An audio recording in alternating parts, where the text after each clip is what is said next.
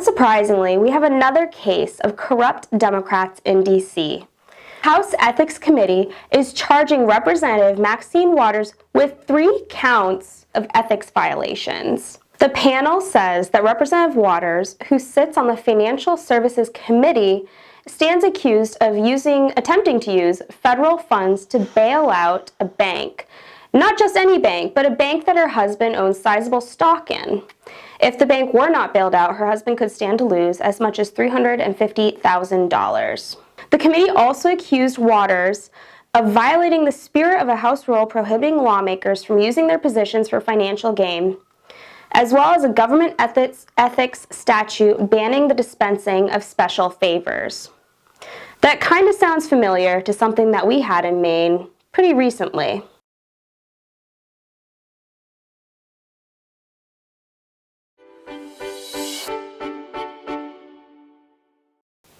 The same Democrats who criticized President Trump and Republicans for the attacks in Charlottesville are now surprisingly silent on the recent attacks by Antifa in Berkeley this past Sunday.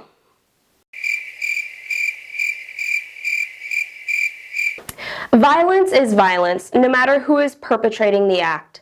We would expect that Democrats would denounce these violent alt-left groups as quickly as Republicans denounced white supremacy and Nazis. We look forward to your statements.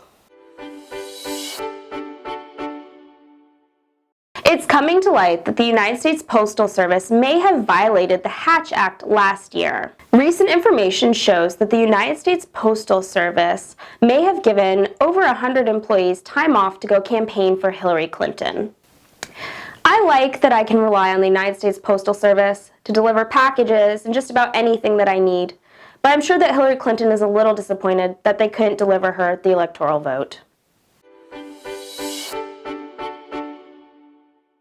A Politico article highlights the Democrats' recent push to make identity politics part of their campaign strategy. The article questions whether or not Democrats are digging their own grave by hinging all their bets on pushing identity politics. At a Maine People's Alliance event this past week, Democrat gubernatorial candidate Mark Eves addressed the crowd and told them that he thought that, quote, Maine's whiteness is bad news. It should come as no surprise that Mark Eves is a former Speaker of the House, a position which is now being held by Sarah Gideon. If Democrats are going to rely on rhetoric about tearing down statues to win their 2018 campaigns, then I believe that they're in for a disappointment.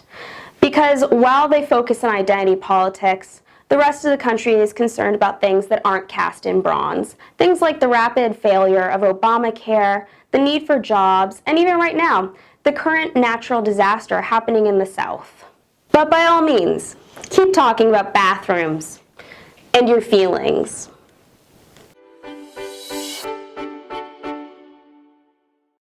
President Trump went down to Corpus Christi to survey the damage from Hurricane Harvey and talk about his plan to assist those affected by this disaster. Take a look. Folks just telling me how great your representatives have been in working together.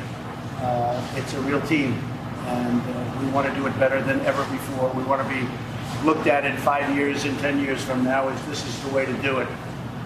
This was of epic proportion. Nobody's ever seen anything like this. And I just want to say that working with the governor and his entire team has been an honor for us. So, Governor, again, thank you very much. And we won't say congratulations. We don't want to do that. We don't want to congratulate. We'll congratulate each other when it's all finished. But you have been terrific. Really good. The Maine Citizens for Clean Elections have come up with a good idea on how to spend your tax dollars. They've proposed eliminating the pine tree tax credit and instead using that money to fund more campaigns. However, Maine GOP actually has its own proposition, which we think is significantly better. What if we just took that money and gave it back to the taxpayers?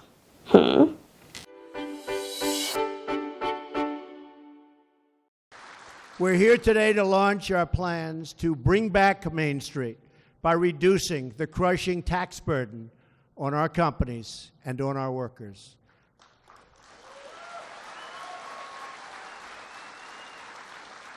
Our self-destructive tax code cost Americans millions and millions of jobs, trillions of dollars, and billions of hours spent on compliance and paperwork. And you have seen what's happening with regulations. They're going fast. We need regulations, but many of them are unnecessary, and they are going fast.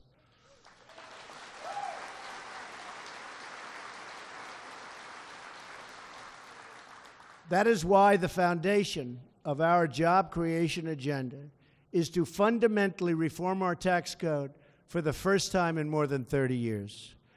I want to work with Congress, Republicans, and Democrats alike on a plan that is pro-growth, pro-jobs, pro-worker, and pro-American.